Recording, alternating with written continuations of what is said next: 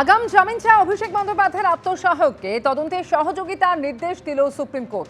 তদন্তে যোগ দিয়ে পুলিশকে সাহায্য করুন সুমিত রায়কে স্পষ্ট বার্তা সর্বোচ্চ আদালতের। সুপ্রিম কোর্টের এই নির্দেশ সম্পর্কে আরো জানবো, সৌভিক মজুমদার আমাদের সঙ্গে রয়েছেন। সৌভিক, আত্মসহায়ককে তদন্তে সহযোগিতার নির্দেশ সুপ্রিম কোর্ট দিয়েছে এবং একই সঙ্গে পরের শুনানির দিন পর্যন্ত রক্ষা কবচও দেওয়া হলো।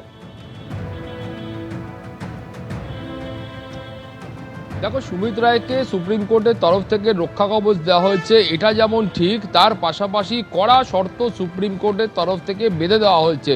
এবং সুপ্রিম কোর্টের তরফ থেকে মাননীয় প্রধান বিচারপতি তিনি কিন্তু স্পষ্টত বলেছেন যে সুমিত রায়কে এই মামলার তদন্তের ক্ষেত্রে সব রকমভাবে সহযোগিতা করতে হবে।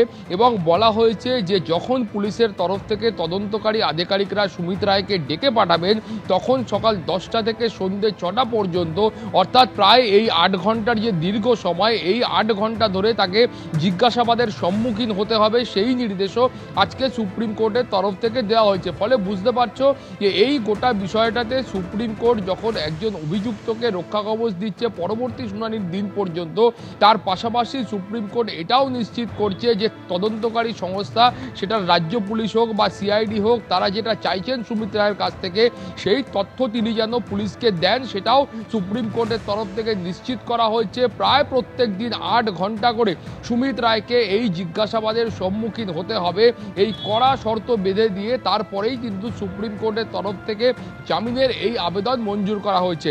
এখন তুমি জানো যে সুমিত রায় তিনি কলকাতা হাইকোর্টে মূলত দুটি মামলায় তিনি আগাম জামিন চেয়ে এসেছিলেন। প্রথমত শালবনির একটি মামলা এবং দ্বিতীয়ত ডেবরার একটি মামলা। এবং ডেবরার মামলা, যেটা চাকরি দেওয়ার নাম করে আর্থিক প্রতারণার মামলা ছিল, সেই মামলায় কলকাতা হাইকোর্ট তার আগাম জামিনের আবেদন মঞ্জুর করেছিল। কিন্তু শালবনির যে জমি দখলের মামলা, সেই মামলাতে কিন্তু তার আগাম জামিনের আবেদন কলকাতা হাইকোর্ট খারিজ করে দেয়। ফলে সেই বিষয়টা ঘিরেও সুমিত্রাকে এর আগেও পুলিশের তরফ থেকে একাধিকবার ডেকে পাঠানো হয়েছে, তাকে জিজ্ঞাসাবাদ করার চেষ্টা করা হয়েছে, তাকে খোঁজার চেষ্টা করা হয়েছে, কিন্তু এতদিন পর্যন্ত সুমিত রায়ের কোনো নাগাল কিন্তু পুলিশ পায়নি। ফলে তাকে জিজ্ঞাসাবাদ করা দূরস্থ, তাকে কিন্তু এতদিন পর্যন্ত পুলিশ দেখতেও পায়নি।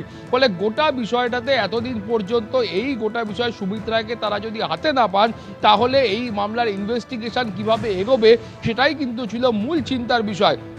এবং তুমি জানো যে এই কেসের কানেকশানে, অর্থাৎ এই মামলার কানেকশানে সুমিত রায়ের বাড়ি থেকে পার্টি অফিস, একাধিক জায়গায় পুলিশের যারা আধিকারিক রয়েছেন তারা বারবার গেছেন, তাকে খোঁজার চেষ্টা করেছে, কিন্তু তাকে খুঁজে পাননি।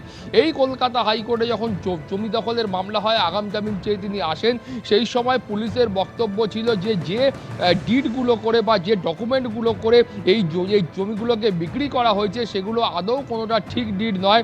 এই জমিগুলো যে ব্যক্তিদের কাছ থেকে অন্য ব্যক্তিদের বিক্রি করা হয়েছে সেগুলো প্রত্যেকটা জাল। ফলে বুঝতে পারছো যে এই জমি দখলের মামলায় কিন্তু গুরুতর অভিযোগ সুমিত রায়ের বিরুদ্ধে উঠেছিল। শুধু এই দুটি মামলা নয়, এছাড়াও একাধিক মামলায় সুমিত রায়ের বিরুদ্ধে গুরুতর অভিযোগ উঠেছিল, যে মামলাগুলোর প্রেক্ষিতে সুমিত রায়কে পুলিশ এতদিন ধরে খুঁজছিল, তিনি জিজ্ঞাসাবাদের সম্মুখীন হচ্ছিলেন না। ফলে যেটা মনে করা হচ্ছে যে আজকে সুপ্রিম কোর্টের এই কড়া শর্ত বেঁধে দেওয়ার পরে এখন সুমিত রায়কে তাকে কিন্তু এই জিজ্ঞাসাবাদের সম্মুখীন হতেই হবে। ধন্যবাদ সৌভিক। এবিপি আনন্দ, এগিয়ে থাকে, এগিয়ে রাখে।